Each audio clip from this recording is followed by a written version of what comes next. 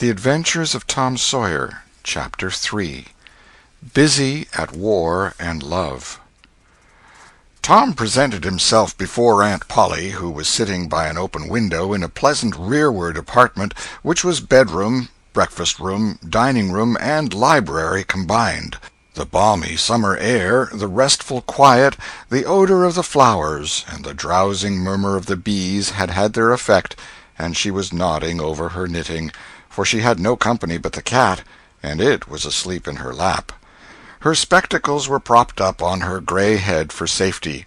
She had thought that of course Tom had deserted long ago, and she wondered at seeing him place himself in her power again in this intrepid way. He said, "Mayn't I go and play now, Aunt?" "What, a-ready? How much have you done?" "It's all done, Aunt." "Tom, don't lie to me. I can't bear it." "I ain't, Aunt. It is all done." Aunt Polly placed small trust in such evidence. She went out to see for herself, and she would have been content to find 20% of Tom's statement true. When she found the entire fence whitewashed, and not only whitewashed but elaborately coated and recoated, and even a streak added to the ground, her astonishment was almost unspeakable. She said, "Well, I never! There's no getting round it. You can work when you're a mind to, Tom." And then she diluted the compliment by adding, "But it's powerful seldom you're a mind to, I'm bound to say. Well, go along and play, but mind you get back sometime in the week, or I'll tan you." She was so overcome by the splendor of his achievement that she took him into the closet and selected a choice apple and delivered it to him, along with an improving lecture upon the added value and flavor a treat took to itself when it came without sin through virtuous effort. And while she closed with a happy scriptural flourish, he hooked a doughnut. Then he skipped out and saw Sid just starting up the outside stairway that led to the back rooms on the second floor. Clods were handy, and the air was full of them in a twinkling. They raged around Sid like a hailstorm, and before Aunt Polly could collect her surprised faculties and sally to the rescue, 6 or 7 clods had taken personal effect, and Tom was over the fence and gone. There was a gate, but as a general thing he was too crowded for time to make use of it. His soul was at peace now that he had settled with Sid for calling attention to his black thread and getting him into trouble. Tom skirted the block and came round into a muddy alley that led by the back of his aunt's cow-stable. He presently got safely beyond the reach of capture and punishment and hastened towards the public square of the village, where 2 military companies of boys had met for conflict, according to previous appointment. Tom was general of one of these armies, Joe Harper, a bosom friend, general of the other. These 2 great commanders did not condescend to fight in person, that being better suited to the still smaller fry, but sat together on an eminence and conducted the field operations by orders delivered through aide-de-camp. Tom's army won a great victory, after a long and hard-fought battle. Then the dead were counted, prisoners exchanged, the terms of the next disagreement agreed upon, and the day for the necessary battle appointed, after which the armies fell into line and marched away, and Tom turned homeward alone. As he was passing by the house where Jeff Thatcher lived, he saw a new girl in the garden, a lovely little blue-eyed creature with yellow hair plaited into 2 long tails, white summer frock, and embroidered pantalettes. The fresh-crowned hero fell without firing a shot. A certain Amy Lawrence vanished out of his heart and left not even a memory of herself behind. He had thought he loved her to distraction. He had regarded his passion as adoration, and behold it was only a poor little evanescent partiality. He had been months winning her. She had confessed hardly a week ago. He had been the happiest and the proudest boy in the world only 7 short days, and here in one instant of time she had gone out of his heart like a casual stranger whose visit is done. He worshipped this new angel with furtive eye, till he saw that she had discovered him. Then he pretended he did not know she was present, and began to show off in all sorts of absurd boyish ways in order to win her admiration. He kept up this grotesque foolishness for some time, but by and by, while he was in the midst of some dangerous gymnastic performances, he glanced aside and saw that the little girl was wending her way toward the house. Tom came up to the fence and leaned on it, grieving and hoping she would tarry yet a while longer. She halted a moment on the steps and then moved toward the door. Tom heaved a great sigh as she put her foot on the threshold. But his face lit up right away, for she tossed a pansy over the fence a moment before she disappeared. The boy ran around and stopped within a foot or two of the flower, and then shaded his eyes with his hand and began to look down street as if he had discovered something of interest going on in that direction.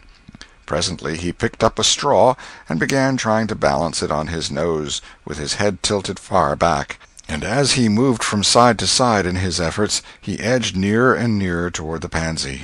Finally his bare foot rested upon it, his pliant toes closed upon it, and he hopped away with the treasure and disappeared round the corner. But only for a minute, only while he could button the flower inside his jacket, next his heart, or next his stomach, possibly, for he was not much posted in anatomy, and not hypercritical anyway. He returned now and hung about the fence till nightfall, showing off as before, but the girl never exhibited herself again, though Tom comforted himself a little with the hope that she had been near some window meantime and been aware of his attentions. Finally he rode home reluctantly, with his poor head full of visions. All through supper his spirits were so high that his aunt wondered what had got into the child. He took a good scolding about clodding Sid, and did not seem to mind it in the least. He tried to steal sugar under his aunt's very nose, and got his knuckles rapped for it. He said, "Aunt, you don't whack Sid when he takes it." "Well, Sid don't torment a body the way you do. You'd be always into that sugar if I warn't watching you." Presently she stepped into the kitchen, and Sid, happy in his immunity, reached for the sugar bowl, a sort of glorying over Tom which was well-nigh unbearable. But Sid's fingers slipped, and the bowl dropped and broke. Tom was in ecstasies. In such ecstasies that he even controlled his tongue and was silent. He said to himself that he would not speak a word, even when his aunt came in, but would sit perfectly still till she asked who did the mischief, and then he would tell, and there would be nothing so good in the world as to see that pet model catch it. He was so brimful of exultation that he could hardly hold himself when the old lady came back and stood above the wreck discharging lightnings of wrath from over her spectacles. He said to himself, "Now it's coming," and the next instant he was sprawling on the floor. The potent palm was uplifted to strike again when Tom cried out, "Hold on, now, what are you belting me for? Sid broke it." Aunt Polly paused, perplexed, and Tom looked for healing pity.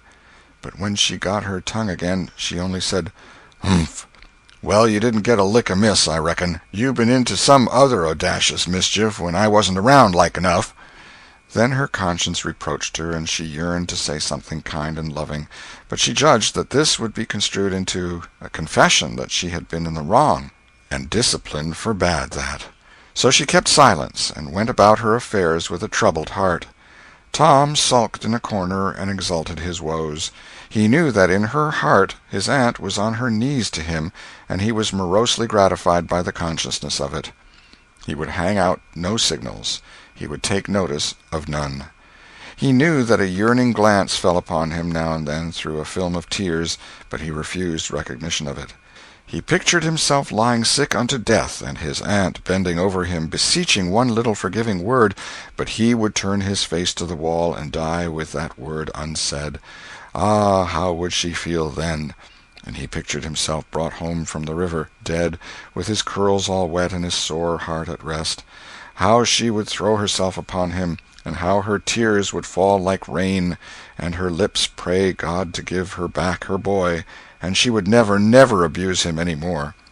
But he would lie there, cold and white, and make no sign, a poor little sufferer whose griefs were at an end.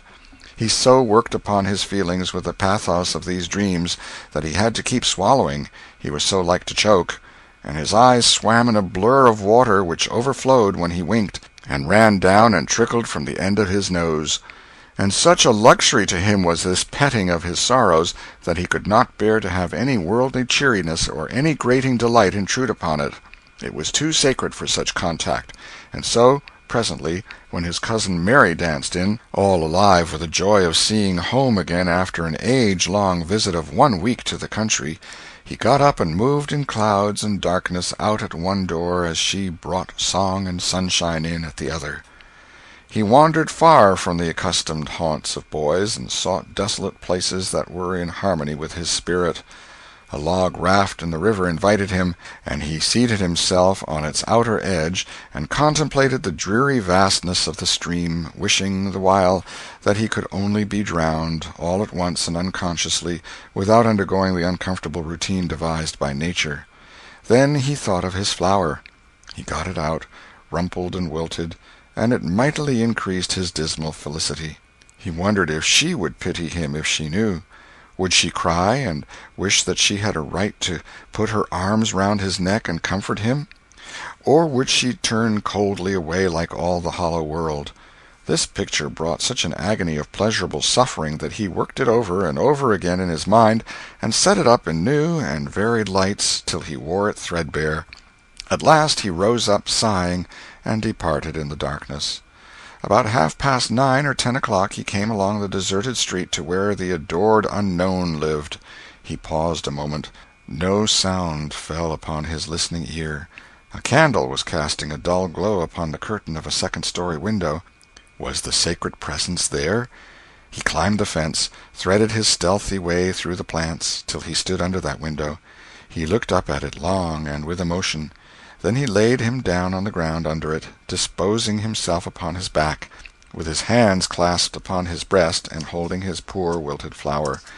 And thus he would die, out in the cold world, with no shelter over his homeless head, no friendly hand to wipe the death-damps from his brow, no loving face to bend pityingly over him when the great agony came. And thus she would see him when she looked out upon the glad morning, and oh, would she drop one little tear upon his poor lifeless form, would she heave one little sigh to see a bright young life so rudely blighted, so untimely cut down? The window went up, a maidservant's discordant voice profaned the holy calm, and a deluge of water drenched the prone martyr's remains. The strangling hero sprang up with a relieving snort. There was a whiz as of a missile in the air, mingled with the murmur of a curse. A sound as of shivering glass followed, and a small vague form went over the fence and shot away in the gloom. Not long after, as Tom, all undressed for bed, was surveying his drenched garments by the light of a tallow-dip, Sid woke up. But if he had any dim idea of making any references to illusions, he thought better of it and held his peace, for there was danger in Tom's eye. Tom turned in without the added vexation of prayers, and Sid made mental note of the omission. End of chapter 3.